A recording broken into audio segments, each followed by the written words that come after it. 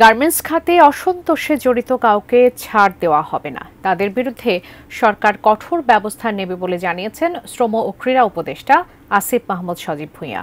দুপুরে সচিবালয়ে নিজ দপ্তরে সাংবাদিকদের এসব কথা জানান তিনি। বলেন, নানা ষড়যন্ত্র করে শ্রমিকদের উস্কে দিয়ে বাংলাদেশের বাজার দখলের পায়তারা করছে কিছু চক্র।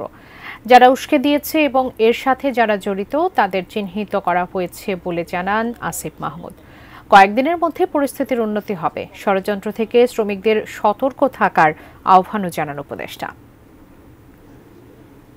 আমরা স্পষ্টভাবে বলতে চাই যে এ ধরনের যারা দুষ্কৃতিকারী এবং বহিরাগতরা এসে দেশের শিল্প ধ্বংসের মতো পায়তারা এবং ষড়যন্ত্র করছে তাদের বিরুদ্ধে সরকার কঠোর ব্যবস্থা নেবে।